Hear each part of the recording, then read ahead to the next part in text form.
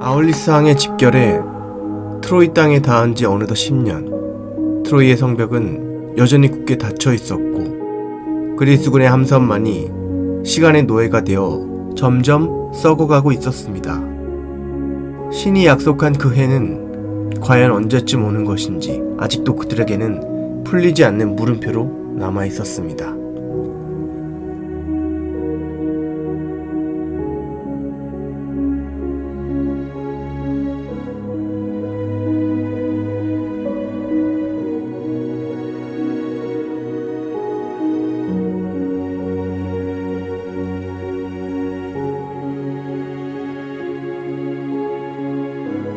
아폴론의 황금빛 나는 활 시위에 얹힌 화살이 어디론가 향해 날아갔습니다. 9날 동안 이어진 신의 분노. 짐승과 인간을 가리지 않고 신의 화살은 그들을 사냥하기 시작했습니다. 군영 곳곳에서 울려 퍼지는 고통의 신음소리.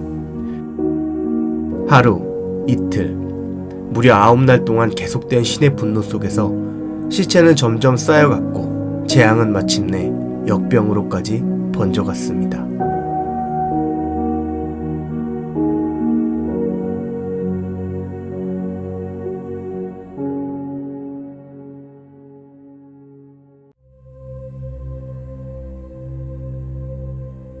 자리에서 일어난 아킬레우스는 검게 물든 하늘을 바라보았습니다.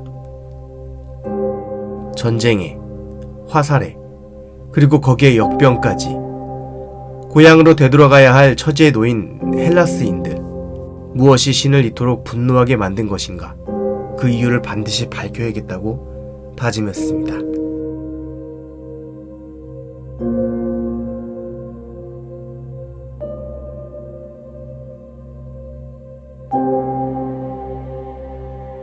이곳은 그리스 군들이 주둔하고 있는 그리스군 군영. 아티레우스의 아들들을 찾아간 한 노인이 있었으니 그의 이름은 크리세스. 아가멤논의 전리품이 되어버린 딸의 아버지이자 아폴론의 사제였습니다. 그리스군의 무사 귀환을 축복하며 딸을 돌려달라 간곡히 청했으나 주변의 권고를 무시한 채 아가멤논은 오히려 그를 모욕하고 죽일 듯 협박하며 진영에서 내쫓아버렸습니다. 쫓겨난 사제는 바다 기슭을 따라 홀로 걸으며 그리고 파도 소리 속에서 조용히 아폴로 신께 기도했습니다.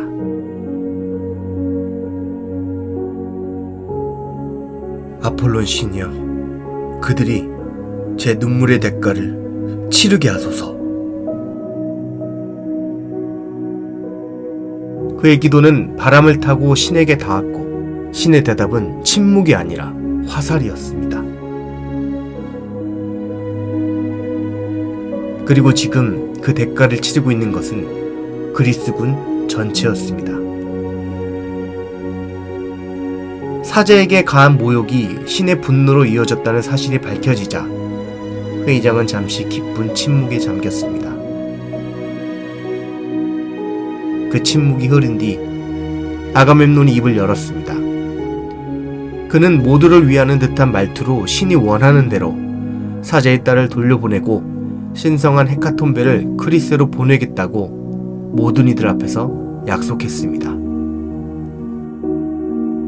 하지만 그의 말은 거기서 끝나지 않았습니다. 이어서 이렇게 요구했습니다. 내가 내 아내보다 못하지 않은 그녀를 포기해야 한다면 그 대신 너희 중 누군가는 나에게 새로운 명예의 선물을 바쳐야 할 것이다. 아가멤논은 자신만이 선물을 받지 못한 채 남는다면 누가 자신을 총지휘관으로 여기겠느냐며 왕으로서의 위신을 세우려 했습니다. 왕이라는 칭호를 달고 있으면서도 그토록 치졸한 욕심을 드러내는 자가 스스로를 왕이라 부르는 모습을 보며 아킬레우스는 더 이상 침묵할 수 없었습니다. 그들은 고향을 떠나 트로이 성벽 앞바다에서 어느덧 10년의 시간을 버텨왔습니다. 간간히 벌어지는 전투 속에서 얻은 전리품은 그들에게 단순한 보상이 아니라 언젠가 고향으로 돌아갈 수 있다는 마지막 희망과도 같은 것이었습니다. 그 희망을 붙잡고 그들은 지금까지 이곳에 남아 있었습니다. 그런데 아가멤논은 그들의 피로 지켜낸 그것을 아무런 대가 없이 빼앗으려 하고 있었습니다. 아킬레우스는 트로이로 출항하기 전에 아울리스항에서 보았던 전조를 떠올렸습니다. 붉은 뱀이 플라타너스 나무 위로 기어올라 어린 참새 8마리를 삼키고 마지막에는 어미새의 날개까지 물어뜯은 뒤 돌로 변했던 그 광경을, 그 전조는 신들이 약속한 날이 반드시 오리라 라는 전조였습니다. 아킬레우스는 말했습니다. 그날은 반드시 올 것이다. 그런데 어째서 당신은 숲 전체를 보지 못하고 눈앞의 나무만 바라보고 있는가? 그러나 아가멤논의 귀에는 그의 말이 닿지 않았습니다. 오히려 그는 말했습니다. 이 군대를 이끄는 자는 아킬레우스 당신이 아니라 바로 나 자신이라고. 아킬레우스는 끝까지 차분히 말하려 했습니다. 하지만 더 이상 참을 수 있는 선은 지나가고 있었습니다. 그리고 마침내 그는 왕 앞에서 이렇게 말했습니다. 당신처럼 옹졸한 마음으로 우리에게 명령을 내린다면 누가 당신을 왕으로 여기고 목숨을 걸고 싸울 수 있겠습니까? 아킬레우스가 이 원정길에 오른 이유는 구원자들의 서약 때문도 전리품에 눈이 멀어서도 아니었습니다. 그는 트로이와 개인적인 원한을 가진 적 또한 없었습니다. 트로이의 창소들이 그의 가축을 약탈한 적도 없었고 그의 고향 프티아를 침략한 적 또한 없었습니다. 그럼에도 그는 전쟁터에 서 있었습니다. 아가멤논의 명령 아래에서 그리스 연합군의 선봉으로 수많은 전투를 치러왔습니다. 지난 10년 동안 이어진 크고 작은 전투에서 아가멤논이 얻은 전리품 가운데 아킬레우스의 피가 묻지 않은 것은 단 하나도 없었습니다. 그는 아가멤논을 똑바로 바라보며 묻습니다. 그렇다면 왜 자신이 여기까지 와서 당신을 위해 칼을 들고 목숨까지 내놓아야 하는 것인지 말입니다. 그런데 이제 내 목숨으로 얻어낸 그 명예마저 빼앗겠다고 한다면 더 이상 이곳에 머무를 이유가 없다고 말합니다. 아가멤논의 얼굴을 마주보며 이곳에서 숨쉬는 시간 자체가 이제는 의미 없는 낭비일 뿐이라고 말합니다. 그리고 마지막으로 그는 담담하게 선언합니다. 고향 푸티아로 돌아가겠다고 말입니다. 그러자 아가멤논은 그의 말을 모두 듣고도 조금도 흔들리지 않은 얼굴로 대답합니다. 떠나기 전에 그의 명예의 선물인 브리세이스를 자신의 막사에서 데려가겠다는 점을 분명히 하겠다고 말합니다. 그 말이 끝나는 순간 아킬레우스의 가슴 깊은 곳에서 검은 충동이 고개를 듭니다. 지금 이 자리에서 이 손으로 아가멤논을 베어버릴 것인가? 칼을 움켜잡는 아킬레우스. 그 순간 그의 눈앞에 아테나가 나타납니다. 아킬레우스의 분노를 가라앉히는 아테나. 아킬레우스는 한참의 침묵 끝에 칼을 다시 칼집 깊숙이 밀어넣습니다. 아테나는 그렇게 떠났지만 아킬레우스의 분이 사그라진 것은 아니었습니다.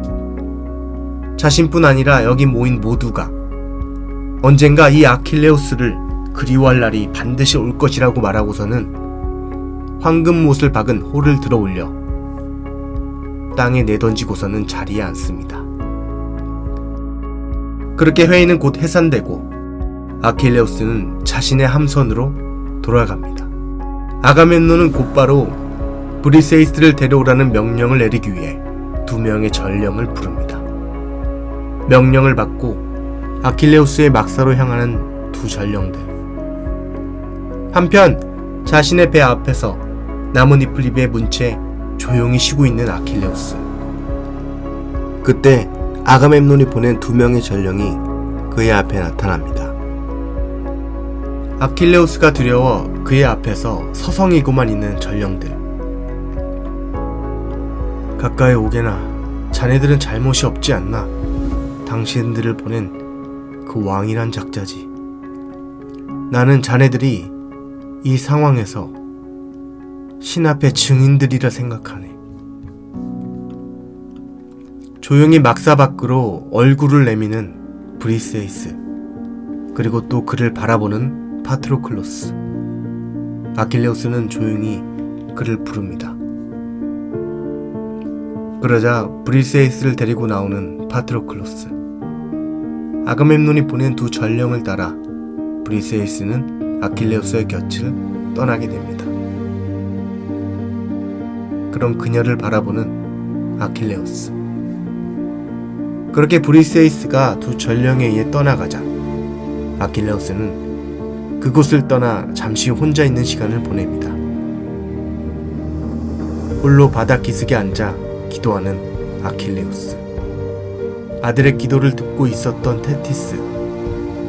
그런 아들을 안쓰럽게 바라보는 테티스는 아들 곁에 나타나 쓰다듬어 줍니다. 아가멤논과 있었던 모든 일들을 어머니 앞에서 이야기합니다. 아들의 명이 길지 않다는 걸 아는 테티스는 살아있는 동안에 눈물과 고통이 없기를 바라며 그저 아들을 바라보았습니다. 아킬레우스는 물끄러미 자신을 바라보는 테티스에게 과거의 제우스 신이 어머니의 도움을 받았던 브리아레우스와 있었던 일화를 상기시키며 자신이 아가멤논에게 모욕당했음을 모든 이들을 알게 되기를 바란다고, 그리고 자신이 없는 이 전쟁이 얼마나 고통스러운지 그리스군 모두가 직접 겪게 되기를 원한다고 말했습니다. 그리고 결국엔 아가멤논 스스로가 자신의 부재를 뼈저리게 깨닫게 되기를 바란다고 어머니 테티스에게 간곡히 부탁했습니다. 한편 크리세이스를 태우고 그녀의 아버지가 있는 곳으로 떠날 채비를 하는 오디세우스. 멀리서 딸을 기다리기만 하는 사제 크리세스. 배가 도착하자마자 아버지는 그 딸을 품에 안습니다. 오디세우스는 사제에게 인간들의 왕인 아가멤논이 딸을 돌려주고 이 제물로 신의 노여움을 풀기를 원한다고 전해달라고 했어. 오디세우스가 사제에게 아가멤논의 뜻을 전달했습니다. 그러자 사제는 딸을 반가이 맞고 아폴론 신에게 이번에는 파멸해서 구원해 줄 것을 기도했습니다.